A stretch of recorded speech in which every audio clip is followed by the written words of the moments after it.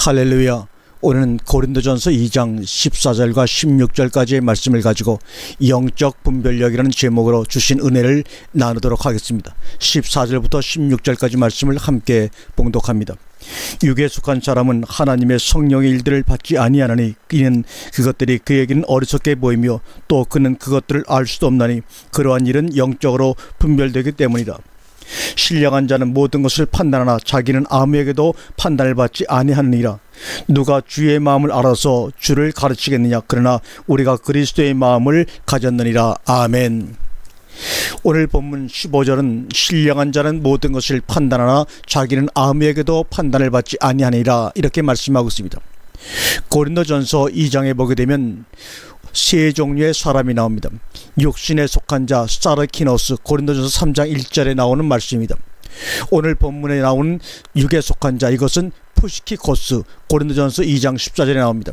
그리고 신령한 자 피누마티코스, 바로 15절에 나옵니다. 성경은 온 세상의 인류를 이 세 종류의 사람으로 분류를 해버립니다. 즉 성경적 인류학이라고 할 수가 있습니다.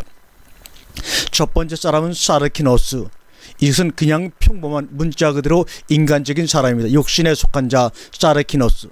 사르크는 육신이라는 말로 사람의 살을 말하고 있습니다. 고로 육적인 사람입니다. 두 번째 푸시키코스, 이것은 우리 성경에는 육에 속한 자 이렇게 번역을 했지만 사실은 혼적인 사람이다 이런 말입니다. 사회적으로 인정도 받고 고상하며 무엇을 깊이 탐구하고 정신적인 세계에 사는 불의의 사람들을 바로 푸시키코스, 육에 속한 자라고 말합니다.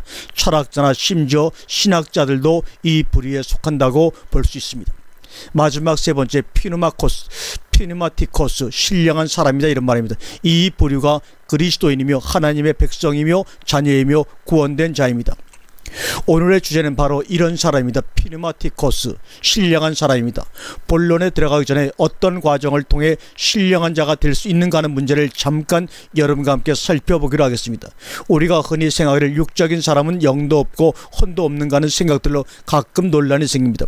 이 문제에 있어서 우리가 꼭 알아야 될 문제는 육적, 혼적, 영적이라는 이 적을 이해해야 한다는 것입니다. 사람은 다 똑같은 사람이지만 그 사람이 전무하는 일이 무엇이냐에 따라 화가나 정치가나 교사나 목사나 의사나 다양한 이름으로 불려지는 것 같이 육신적인 것만 주로 추구하는 사람을 사르키노스, 즉 형용적 대명사로 육적인 사람이라고 부르고, 또한 육신적인 것은 그리 추구하지 않지만 반면에 지식적이고 정신적인 면을 중요시하며 추구하고 전무하는 소위 문화가 된 문화인들을 푸시키코스, 즉 혼적인 또는 정신적인 사람이라고 부르고 있습니다.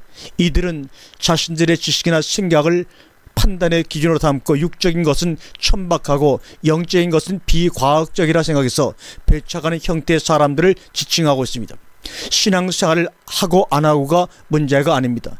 신앙을 갖고 있으면서도 육적인 사람들이 얼마든지 있을 수 있으며 역시 혼적인 사람들도 신앙생활을 아주 잘 할 수가 있습니다. 대체적으로 보면 목사가 육적이면 육적인 사람들이 모이고 혼적이면 그 교회에 혼적인 사람들이 모입니다. 다만 다른 점은 신앙 문제까지도 육적 기준에서 하느냐와 혼적 기준에서 하는가의 차이점뿐이며 그것이 큰 문제이기도 하다는 것입니다. 육적인 것을 기준과 목적으로 삼고 열심히 신앙생활을 하면서 자신은 지금 가장 모범적인 신앙생활을 하고 있다고 믿고 있다는 것입니다. 철로 위를 빨리 달리는 부산행 열차가 경부선 철로 위를 달리는 것이 아니라 호남선 철로 위를 빨리 달리고 있으면서 얼마 있으면 동대구가 나올 것이고 거기를 지나면 부산 진역에 닿을 것이라고 믿고 있는 기관사와 같다는 말이죠.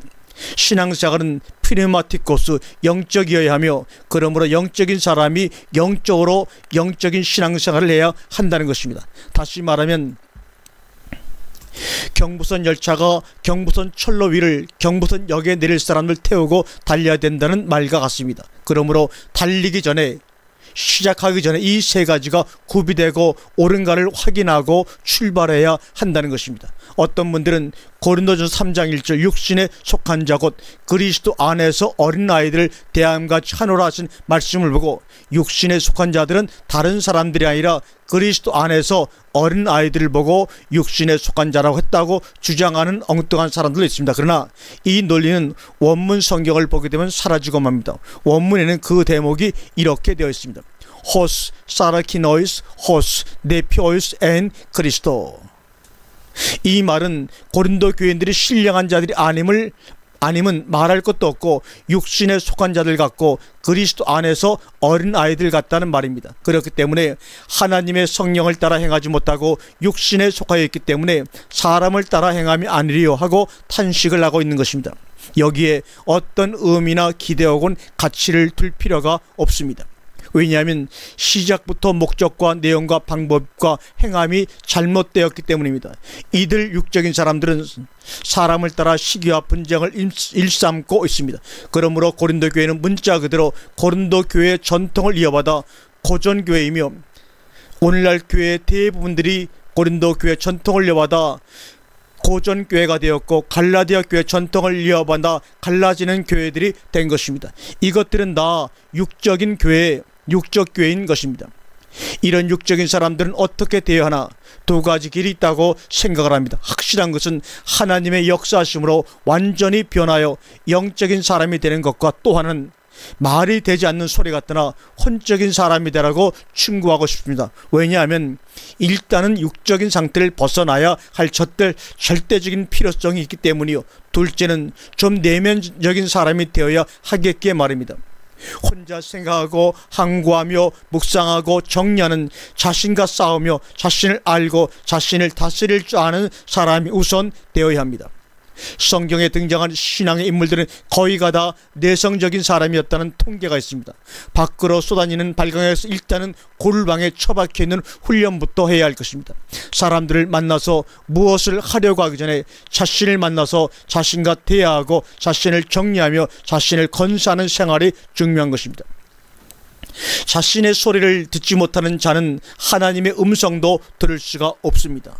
마음의 귀가 열리지 않은 자가 어찌 하나님의 음성을 들으리라 기대하는가 말입니다. 이상은 어디까지나 인간적인 권위요 충고일 뿐입니다. 그러나 육정만을 알고 있는 자들에게는 확실히 다른 세계요 새로운 의미를 느낄 수 있는 차원입니다. 사람의 한 생애 가운데 몇 차원의 다른 세계를 살아보느냐가 참으로 중요합니다. 한 생애를 한 세상에서만 살다가 가는 자가 있는가 하면 여러 세상을 경험하고 살아가는 사람들도 있다는 것을 우리는 기억하라는 것입니다. 왜냐하면 그것이 바로 자기 발전이요 다양화이기 때문입니다. 그러면 본론으로 신령한 자는 어떠한 자들인가 하는 것을 한번 곰곰이 생각해 봅니다. 첫째로 확실한 것은 이들은 육적인 사람과 혼적인 사람들이 어떠한 사람들이며 그 내용과 경지가 어떠한 것인가를 경험하고 이해하며 파악한 자들이라는 것입니다. 이것은 그 영적인 경지가 육적이나 혼적인 경지보다 상이라는 말이기도 합니다. 육적인 사람은 혼적, 영적 경지를 이해하지 못하고 혼적인 사람은 육적 경지를 이해하나 대신 영적 경지는 모르는 반면에 영적 경지는 앞서 육적 경지를 경험 내진 이해나 파악을 하고 있습니다. 육적이 인간 기본 본능이라면 혼적은 거기에다가 교양과 수양에 첨가된 상태요. 영적인 경지는 그것뿐만 아니라 하나님의 가르치심과 양육을 받는 신적 백성과 자녀로 변화, 성장, 완성되어가는 차원인 것입니다. 그러므로 인간으로서 이룰 수 있는 최선의 경지요 누구나 이르기를 원하는 하나님의 소원의 경지이기도 합니다.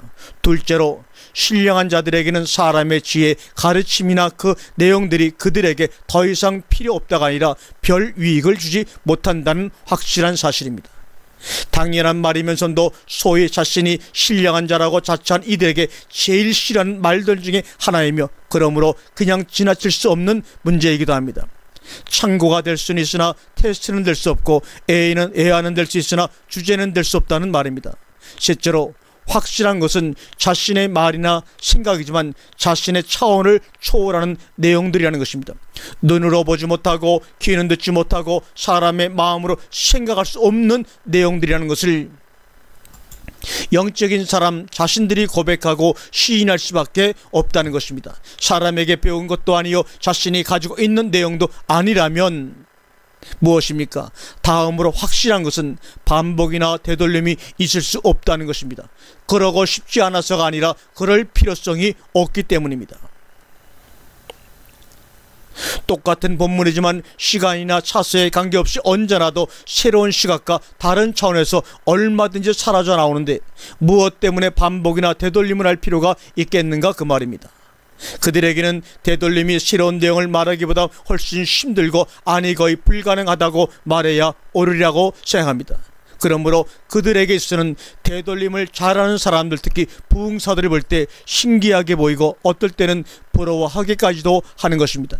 같은 내용을 계속 되돌릴 수 있다는 것이 얼마나 훌륭한 첨단 기술인가. 그들은 누군기란 말입니까? 첨단 누군기라고도 생각이 들 때가 있습니다. 새로운 말을 할 때마다 목적적 주제가 달라진다는 말인가? 그렇지 않습니다. 주제는 항상 변함이 없으나 보는 시각과 표현의 내용이 다양하면서도 통일을 이룬다는 것입니다. 그것이 바로 성경인 것입니다. 시대와 저자와 내용은 각각 달라도 주제만 하나인 것이 바로 성경의 성경됨이요 성경의 저자가 한 분임을 증명하는 증거이며 그 저자가 바로 하나님이시므로 성경을 하나님의 말씀이라고 우리가 하는 것이 아닙니까? 다음으로 영적인 사람들은 판단의 기준이 영적이라는 것이 또 하나 확실한 사실이라 할 수 있습니다. 무엇이든지 육체대로 알지 아니한다고 말합니다. 그리스도까지도 육적일 때는 육체대로 알았으나 영적이 된 후에는 육체대로 알지 아니한다는 것입니다. 왜냐하면 몸은 아직 사람일지라도 그것은 형체와 껍데기 뿐이요 실세인 속사람은 이미 육적이 아닌 영체가 되었기 때문입니다. 자신이 육적인 사람은 자신이 육적이기 때문에 모든 사고와 판단의 기준이 육적일 수밖에 없는 것처럼 역시 영적인 사람도 자신이 영적이기 때문에 사고와 판단의 기준이 영적일 수밖에 없는 것입니다. 그러므로 혼적, 영적을 이해하지 못한다거나 혼적인 사람처럼 육적을 무시하고 영적을 배척내지는 불인정하려 하지 않을 뿐 아니라 오히려 그 상태와 차원을 이해하고 수용하며 도움을 주고 싶어하는 것입니다. 아울러서 당연한 기결로 나타나는 현상은 자신들이 사람에 의해 시비나 판단이 있었다면 이치에 맞지 않는 고집이나 억지요 그렇지 않으면 자신들의 기준이나 관점에 의한 시비나 판단일 뿐으로 관여할 바가 못 되는 것입니다. 여기서 말하는 시비나 판단의 대상은 사람이나 행위를 말하는 것이 아니라 영적 내용을 말하는 것이며 사람과 행위가 영적 내용과 불일치할 수밖에 없는 것은 인간의 인간성과 사회성 때문에 완벽할 수 없다는 것을 전제하며 이 문제에 대해서는 우리가 추후 함께 표현할 기회가 있으리라고 믿습니다. 내용에 있어 사람들의 시비나 판단이 자신이 인정할 만한 오류가 있을 수 없다는 것입니다. 판단하는 자가 아집이나 사심이나 선입견적인 주장을 버리고 허심탄회하게 대화에 임한다면 얼마든지 납득이 되고 공감할 수 있는 문제들이지 그렇지 못하는 완전한 오류란 있을 수 없기 때문에 판단을 받지 아니하나니입니다. 왜냐하면 하나님의 모든 말씀은 원리적인 입장에서 하신 말씀의 내용들이기 때문에 오리라 할 만한 오리는 없다가 아니라 있을 수 없는 것입니다. 마치 기차가 레일을 벗어나서 달릴 수 없는 원리와 같은 것입니다. 그러면 이들의 삶을 지배하는 핵심적인 내용이 무엇입니까? 신령한 자들을 지배하는 삶의 핵심적인 내용들이 무엇인가 살펴보겠습니다. 첫째로 능력입니다. 2장 4절 5절에서 능력이란 말을 설명함에 있어 적절한 표현이 있다면 되어진다는 것입니다. 두 발이 꼿꼿이 서서 서로 교차하며 걸어가지는 것은 능력입니다. 결코 능력의 반대말일 수 있는 노력으로서가 아니라는 말입니다. 의지적 결과가 아니라 자연적 결과인 것입니다. 어머니가 아이를 잉태할 수 있는 것은 그 절차가 전부 자연적이고 능력적인 결과입니다. 결코 노력으로 되어질 수도 되어질 리도 없는 원리적 능력에 의해 가능한 사실입니다. 하나님의 말씀을 깨닫는 것이나 말하는 것이 모두가 되어지거나 깨닫고 되어지니까 말하는 것뿐입니다. 그렇지 않고서는 가능성조차도 가질 수 없는 것이 바로 능력입니다. 둘째로 그들이 가지고 있는 내용들이 어디서나 아무 대상들에게 할 수 있는 내용들이 아니라는 점입니다. 대상에 따라서 내용과 차원이 달라진다는 것입니다. 이 점이 바로 바울 사도도 안타까웠던 점이요 원하던 바였습니다. 온전한 자들 중에서만 말할 수 있는 내용이요, 나눌 수 있는 차원이요, 누릴 수 있는 삶의 본질인 것입니다. 예수님은 말할 수 없는 상황과 대상들에게 말할 수 있었다는 것이 예수님의 예수님됨이요, 말해서는 안 될 상황과 대상들에게 누설하셨기 때문에 십자가 고난의 보상을 그분은 받으셨던 것입니다. 그것은 주님이 자신이 모르고 세버린 실수가 결코 아닙니다. 이미 산상수훈에서 거룩한 것을 개에게 너희 진주를 돼지에게 던지지 말라, 오히려 발로 밟고 찢어 상할까 염려하느라고 말씀하셨으며, 제자들을 파송하시면서도 너희를 보냄이 양을 이리 가운데 보낸과 같도다 하시며 뱀같이 지혜롭고 비둘기같이 순결하라 하신 말씀들을 보면 대상 아닌 대상들에게 누설 아니할 내용을 누설할 때 어떤 결과가 오는가를 예수님은 이미 잘 아셨던 것입니다. 그러나 그럴 수밖에 없으신 것은 그분 자신이 계시이기 때문입니다. 한 빛이 빛으로 나타났는데 어찌 그 광채가 덮거나 숨기거나 차단할 수 있겠는가 말입니다. 빛이 빛으로 나타나셨다는 사실 자체가 곧 계신 것입니다. 셋째는 그 내용들이 신적 차원의 것들이기 때문에 보편화될 수 없는 것들이라는 것이 특징입니다. 보통 사람들은 다만 그것을 구경할 뿐입니다. 새기거나 적용하거나 누리는 것은 꿈도 꿀 수 없는 문제들입니다. 영적 차원의 원리요, 능력이요, 사실들이기 때문에 육적 차원의 이 세상과 부합되지도 않고, 그러므로 적용도 안 되며 누려질 수도 없습니다. 그러므로 세상이 받지도 못하고, 그러므로 인기가 있을 수가 없습니다. 다만 영적인 사람들은 세상과 상관없이 자기 삶을 자기 신이 스스로 적용하며 누리고 살 뿐입니다. 그리고 또 중요한 것은 그 내용들이 심지어 영적인 사람들에게조차도 그들이 육적인 상태에서는 나타나지지 않는다는 것입니다. 영적인 상태에 있을 때만이 성령으로 말미암아 하나님이 우리에게 나타내 보이십니다. 바로 아포칼리토, 나타난다는 것입니다. 구약의 선지자들이 여호와께서 내게 말씀하여 가라사대 상태는 그들이 그때마다 영적 상태가 되었을 때이고, 그 상태를 소위 성령의 가마라고 말하는 것입니다. 신령한 사람들은 그 상태가 무엇인가를 알고 어떻게 하면 그 상태에 들어갈 수 있는가를 알며, 영적인 사람들의 척추에 다름이 있다고 한다면 바로 이런 상태를 얼마나 자연스럽게 진입할 수 있느냐의 시간과 횟수와 차원의 차이라고 할 수가 있을 것입니다. 그러므로 영적인 사람들은 어떤 일을 결코 육적인 방법이나 혼적인 방법으로 해결하려고 덤벼들거나 서둘지 않는다는 것입니다. 다시 말하면 되게 하려 하지 않고 되어지게 될 때까지 기다리며 주시할 뿐입니다. 그리고 육적, 혼적 상태가 무엇이며 영적 상태가 어떤 것인가를 확실하고 분명하게 인식하고 있는 것입니다. 그리고 또한 중요한 것은 영적인 사람들은 하나님의 입장이 무엇인가를 안다는 사실입니다.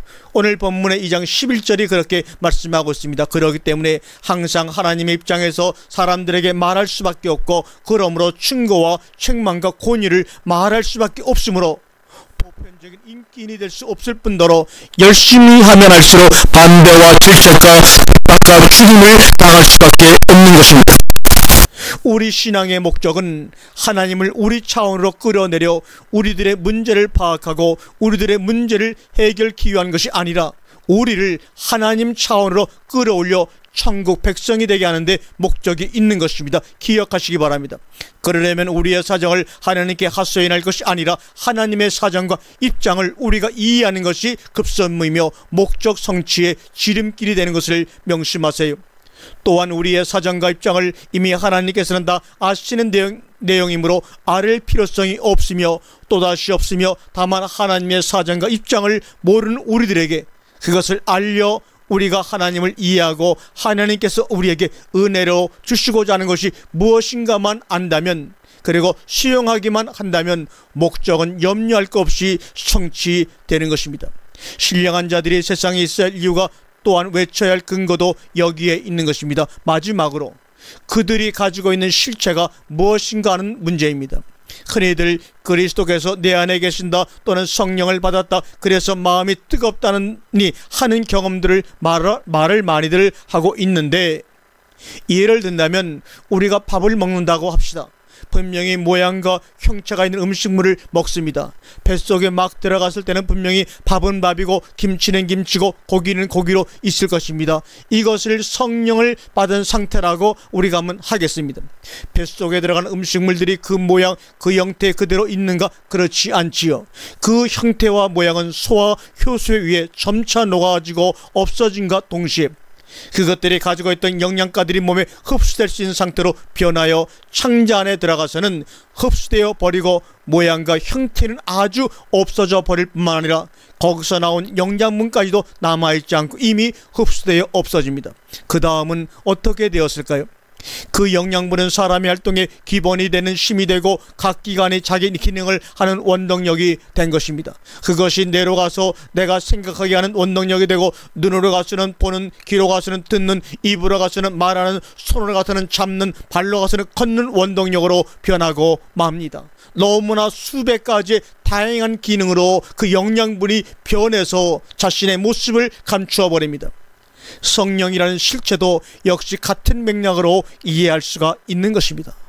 본문 16절에서 사도 바울은 우리가 그리스도를 가졌다든지 우리가 성령을 가졌다고 말하지 않고 우리가 그리스도의 마음, 즉 카르디아 마음이 아니라 눈먼을 가졌다고 했습니다. 이 말은 노이에오에서 파생된 명사형인데 마음을 사용하다, 마음을 이해하다, 인지하다, 심사숙고하다 등등의 지능, 이해력, 사고력, 감각, 의미 등등의 개념을 할 때 눈이라는 마음을 씁니다.